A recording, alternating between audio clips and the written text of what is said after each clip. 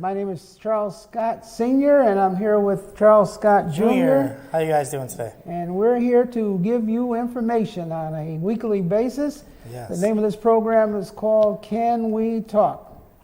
It's very informative. On a week-to-week basis, we try to talk about some of the things that have happened from one week to the other, how it will affect your life, whether it's international, national, local, right around the corner from you. Whether it's showing you how you can better utilize your finances, or maybe, which is even better, increase your finances, or try to, not make as many mistakes out there and do it by experience from other people, or people that basically can tell you a little bit of their experiences or some of our experiences. Exactly. What do you think about that? Definitely. As you can see, we come here weekly. We're here to help the public. We talk about a variety of topics, mainly real estate, from rentals to people that want to buy property, and we even dabble a little bit of commercial in there also. And we also dabble a little bit about the economy. Yes. We're not economists, but we do a lot of reading, we do a lot of watching, we do a lot of studying.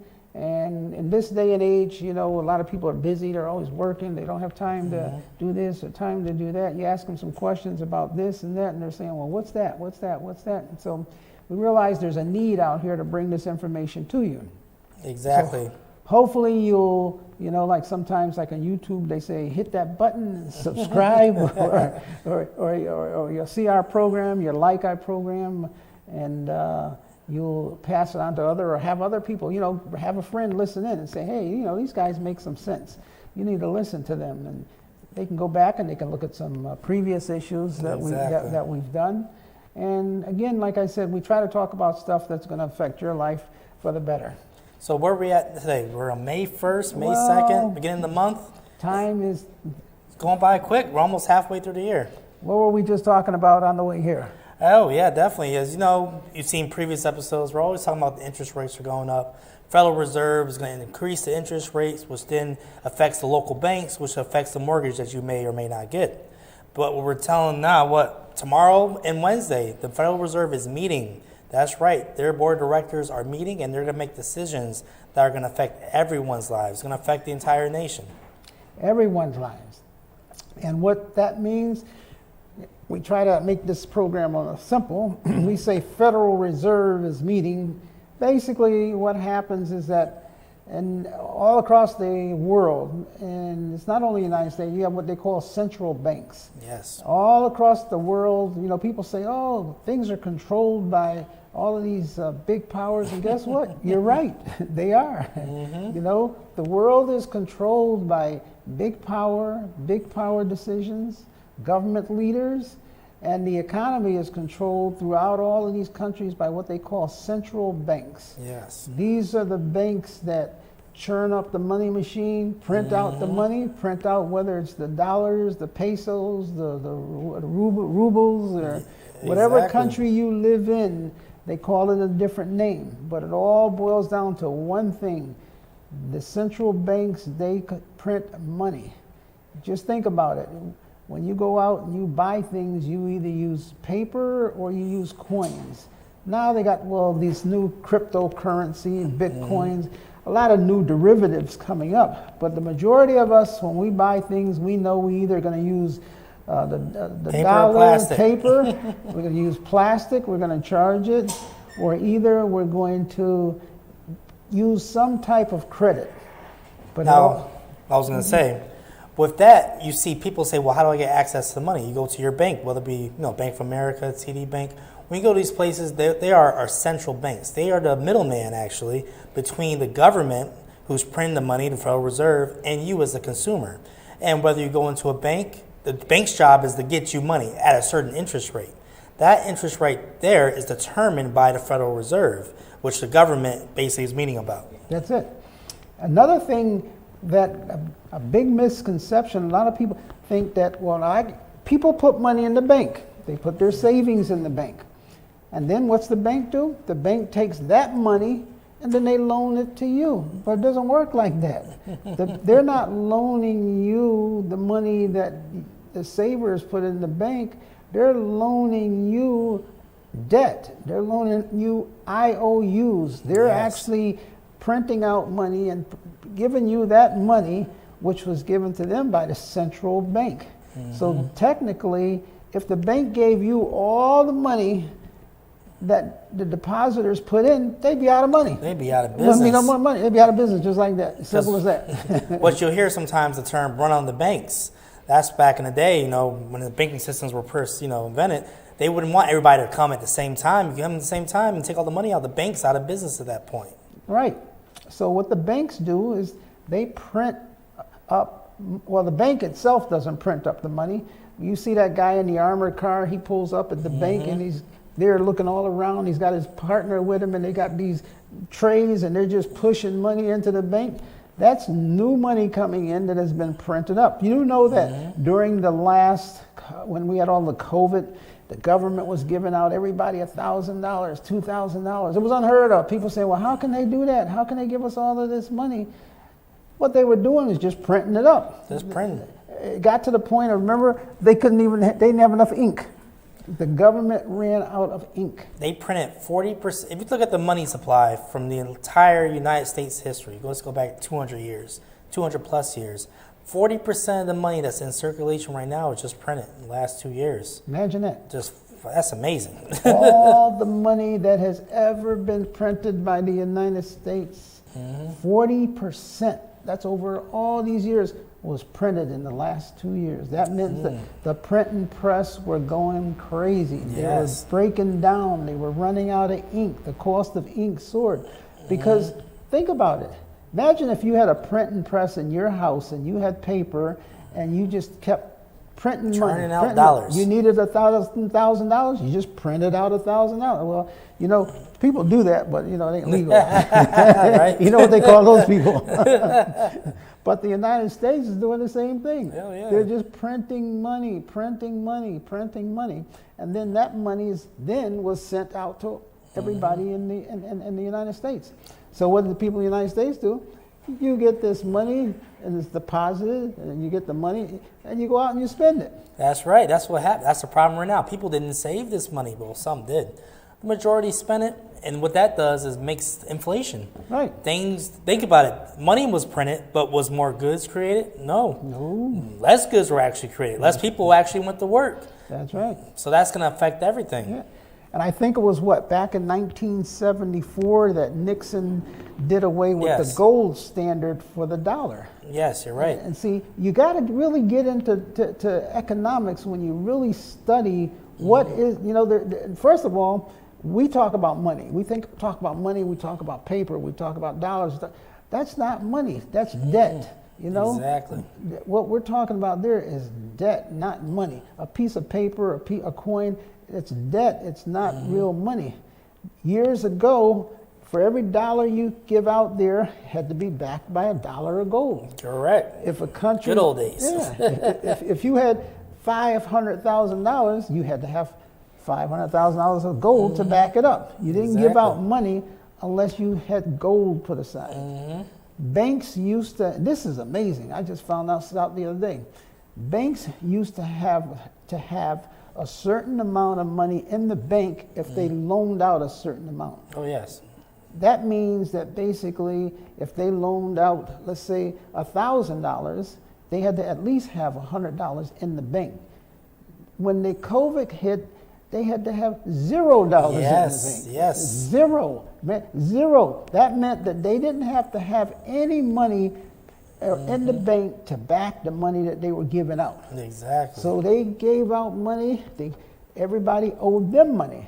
The premise was they gave out debt. They gave out loans like crazy. Then you're supposed to pay them back the loan, and then they take debt and they pay back the central bank. So when you get into this stuff is real deep, but the problem is it's real. And it's not something that's new. It goes way back. I've been studying it recently. It goes way back for hundreds and thousands of years. And as my father was saying, during COVID, it went down to zero. They call it fractional reserve banking. Is when the bank has $1,000 to say from someone who deposits $1,000. Back in the day, the rules is $900 is the most you can lend out. Now they can lend out the entire 1,000. The bank could be empty. There could be no money in the vault, and they can still lend out money. Right. That's very dangerous, though. What they're giving you is just printed pieces of paper. Printed pieces of paper. Exactly. Actually, I didn't realize it, but years ago, one of the main purposes of money was to finance wars. Yes. The finance went back when the Knights of the Round Table and King Arthur, and when you see all of the people out there in the battle and the kings this county and Europe and all over, they needed to pay the soldiers. They needed to buy equipment. They still had to have boats. They still had. Now, where does all of that money come from? It just doesn't basically come from people volunteering their services. Exactly. So they would print up money. Now, the money could be in the form of coins. It could be in the form of gold. It could be in the form of goods. So they printed up money and they created all of this money. Even in the United States, when the war, actually one of the reasons why Nixon devaluated the dollar was to finance the Vietnam War and all of these wars. They had to have a tremendous amount of money. So if the money that they printed up had to be hooked up to the gold, oh, they wouldn't have enough. Then they would have to stop printing money because it wasn't backed by any gold. You only got so much gold. So you just can't keep printing money up if it's backed by gold. So you'd have to stop and say, oh, that's it. We can't print no more money out because we're at our limit. Exactly. So what they did is they said, forget about the gold. We don't care how much gold it is. We're just going to keep printing money Let's keep printing Just keep printing it up. Just keep printing it up. Now, what has happened is the United States has become a country of where we have a lot of debt. Yes. You see that sign? I remember that sign used to be up in Times Square. You should show every minute how much debt we were going into. Trillions of dollars. We just broke 30 trillion lately. All of that money. How much? I was looking there. Was just 2 days ago. It said each individual in the United States owes over $500,000 in debt. Oh yeah. That's men, women, baby, child. Even babies born 2 seconds ago. Split it about. Yep. You figure all of that out. So what's happening in the world is with all of this debt and all of this spending that people have been doing, it has caused price of goods to go up. And it's created a wealth divide. The rich got richer and the poor got poorer. At a faster rate. At a very fast rate. Extremely fast. The past few years have probably been, if COVID never happened, to be at the point we're at now probably would have taken maybe 5 to 6 years. Yes. We did all that in 2 years. Exactly. Very fast. Because what happened was all of that money hit the streets. People that didn't have no money, all of a sudden had $2,000 to spend. Then they got another $1,000. And people couldn't really believe it. Some people were even afraid to cash the checks. Some people were looking at it like, you get those phony checks in the mail saying, if you cash this check, then automatically you have a book subscription. Some people, couldn't believe it. They could go to the bank and hand it to the teller and keep looking at the teller, waiting for the teller to hit the button and the police to come. It was and real the teller money. gave them the money. And they was like, whoa, I can't believe this. So now people bought TVs, they bought cars, they bought clothes, they just splurged on all of these different things. Now, guess what? Who made all of those things? Businesses, big developers, business. and big, all Amazon. Amazon. Look at Jeff Bezos. All those people made more money than ever. Than they could ever imagine. They made hundreds of millions of dollars per day. Hey, how about this? During the COVID, the car insurance companies were actually reducing a lot of the rates because there was no accidents. Nobody was driving. People were still paying their insurance, though. Hey, that's Record profits. Record profits. So in turn, all of these corporations are making so much money, and Wall Street has made look at it. Wall Street has made so much money, but at the same time, remember what I said? A dollar bill and money is debt. So when you're spending this money and borrowing this money, you're creating debt. So now when the dust settles, who has all the money? The wealthy have all the money that you spent. And the poor people have less money than what they started out with because not only did they spend the money the government gave them, they borrowed more money against that money. So now everything stops, and here we are now with all of this debt. And then it's a two-sided sword. Yes.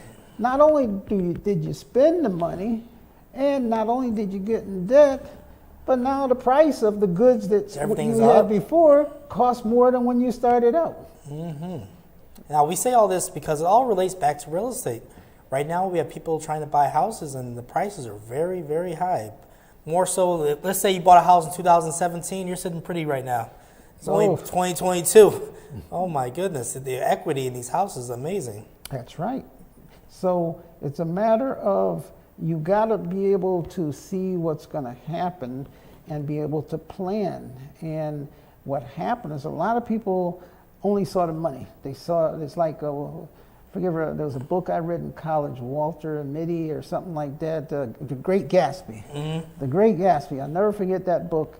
The theme of that whole book was this guy was over in an island, and there was always a shiny light, and everybody always wondered what he was doing over there. He was always throwing parties and big expensive cars, people in furs, but the light, it was always like a shining star on his porch. It was so shiny you couldn't really see what was going on because of that light. And the symbol of the book, basically, and a lot of it had to do with, is that you couldn't see what was really going on because of the light. It was so shiny. If you look directly at the sun, if you look directly at a light, you can't see it because of the brightness of it. You can't see the filament.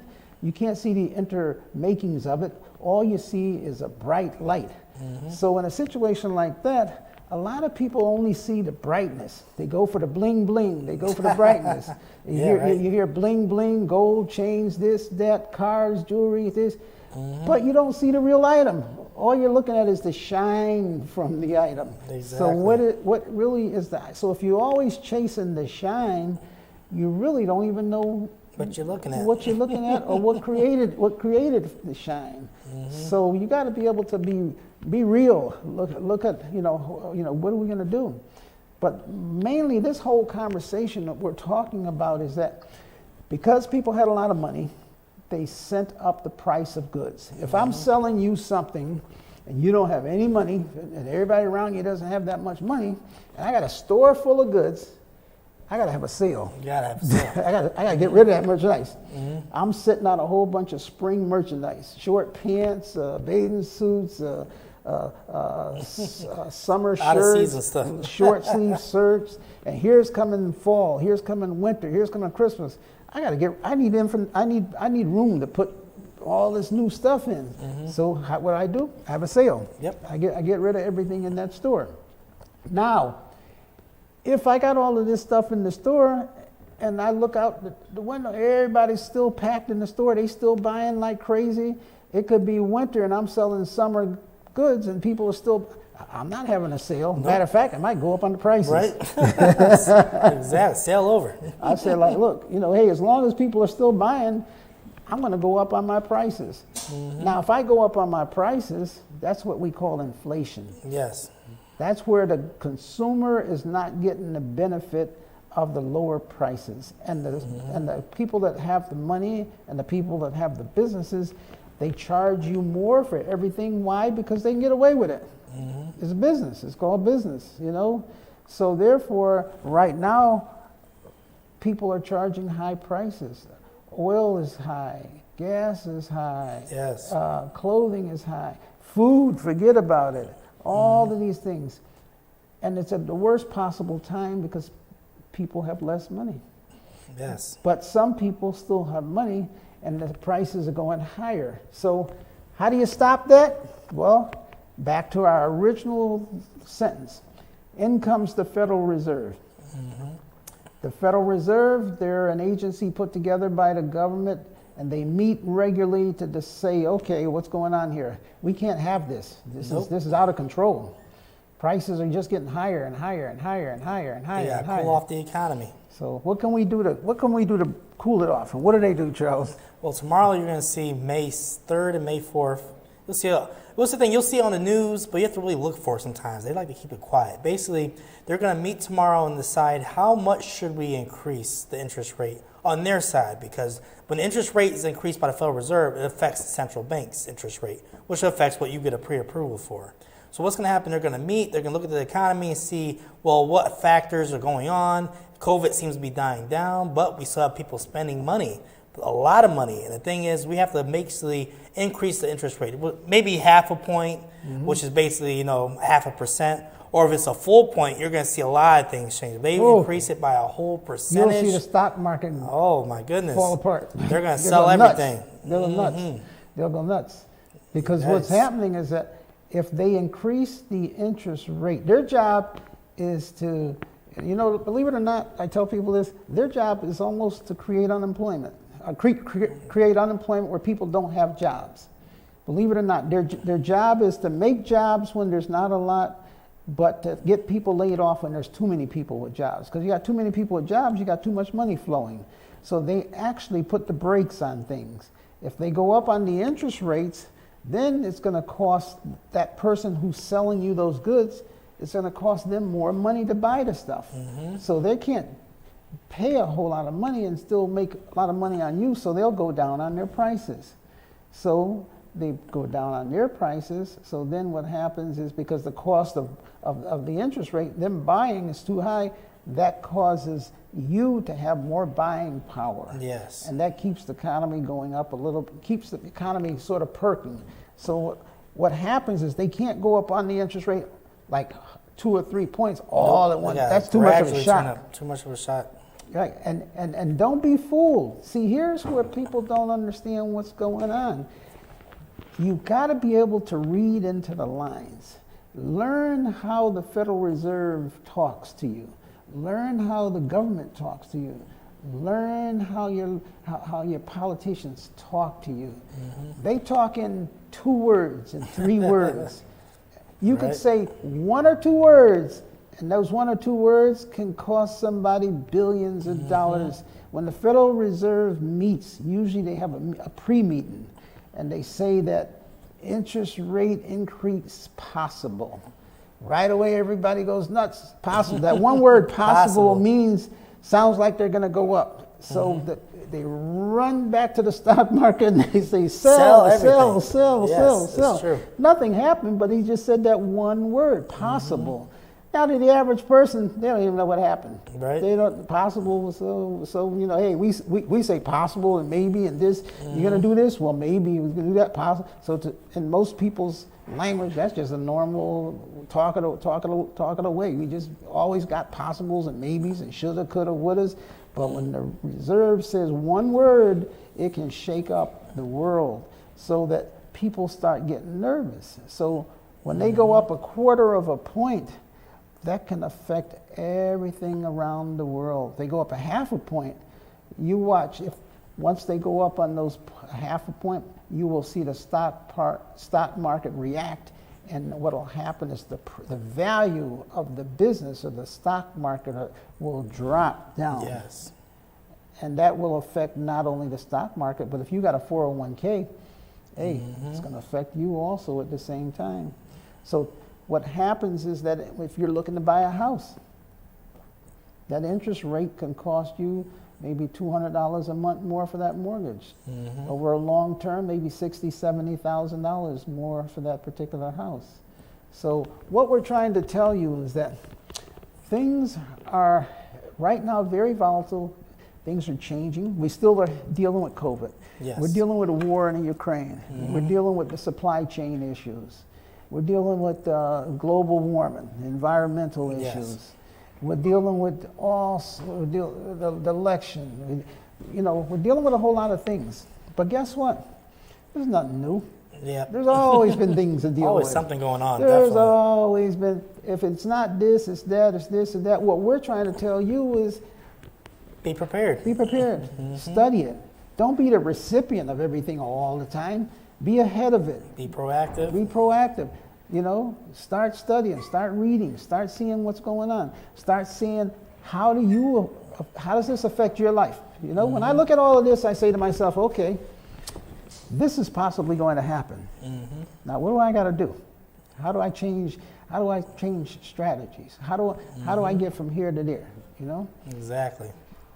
And what we're seeing today, basically, like we like to keep people, informed what's going on locally. A lot of rent increases. All this boils down to real estate increasing, which then has a backfiring effect on rent. People that can't find a house say, okay, I'm going to look for a house next year. I feel like the prices are going to drop. Right. They may or may not. So they go to rent. The thing is, normally in a normal economy, they would have a house. They put a couple of offers in. They would find a house, move in, and that would be one person not looking for a rental. But since all these people can't find houses, we have an influx. One apartment comes out with a 3-bedroom, you got 20 people all coming, full price. I'll pay it. I'll pay 2 months security, 3 months security. People in Bridgeport, you'll see a lot of New York license plates more and more throughout the weeks. People are coming from New York, and they're paying large amounts of money for rent that honestly to them is a bargain, but not a bargain to the local people here in Bridgeport. And that's where your inflation comes in. Yes. Because what happens is, so you're a landlord and you got, one person that showed up all month looking at your apartment. You're saying, oh, maybe I'm charging too much. Maybe I should lower the rent. Mm-hmm. Now, if you're a landlord and you got 20 people plus. 20 people the first hour you put the apartment up, you're like, whoa, I'm not charging enough. my rate must be too low. I need to go up on the amount I'm charging. Mm-hmm. That's where the inflation kicks in. When you got a lot of demand and a little bit of supply, everything changes. Yes. So, in some cities, they're even considering rent control. Yes, rent we're control, seeing that. Rent control, what's Committees that? and boards. Committees and boards get together, they review all of the rents, and they review a landlord's increase, and if the increase is exorbitant, then they compare it to other rents, and they may not allow the landlord. Now, what do I see happening there? I see that's going to be twofold. Number one, if you have investors that are building apartment buildings, they're going to say, well, we're not going to build any apartment buildings in those cities, because if we build the apartments and then our prices skyrocket and we can't go up on the rents, then we're going to be bankrupt and we're going to go out of business. So forget about that city. We're going to go over to another city. Now, the city that the developer did not develop in, that means now you got even less apartments. Rent which goes means higher. now the rent's going to go even higher. So it's got to Yes. be, it's a very delicate thing that you got to be careful of. Because if the rent control kicks in, that doesn't necessarily mean the prices of the rents are going to go down. It might even go higher. So, and then you might have a constitutional challenge in the government. For example, can you control the prices of goods? If you go into the grocery store and you open up say you open up a grocery store and you price all your goods, and now the government comes in and says, oh, you're charging too much for your groceries. That's too much for the tomatoes. So therefore, you got to go down on your price. But what if the cost of you buying that tomato is high, and now the government's saying, well, you can only sell it for so much? Well, you're not going to buy the tomatoes. You're not going to sell them more. You're going to say, the heck with this. I'm getting out of business. I'm going out of business. Exactly. Now, instead of 40 grocery stores, you only got 3. And those 3 can charge whatever they want because there's only 3 in town. So everything has to have a balance. Yes, definitely. So we're here to help and teach everyone. And, we're here weekly. We're here to show, things you can do to, better prepare yourself for what's to come. And as you can see, we can go on and on and on about this, but these are some of the things that we can only tell you so much. From week to week, what we want to do is to sort of give you the flavor and give you a little bite to say to yourself. And we want to make you think. Say, maybe they do make some sense. Right. Especially when you read it the next day. Yes. Especially when you see what we're talking about hit the nightly news, and you say, wow, they were right. We ain't right all the time, but we study a lot of stuff and we can foresee some of the things. So therefore, we want to get you to think, open up your mind, do some research, and listen to what we're talking about. Exactly. Want to close it out? Yep, we're here to help, and tune in. Like my father said, there's no like button down there, but tune in on to here in Stratford, and we're here to help people, definitely. Until next week, God bless, shalom, and do some studying.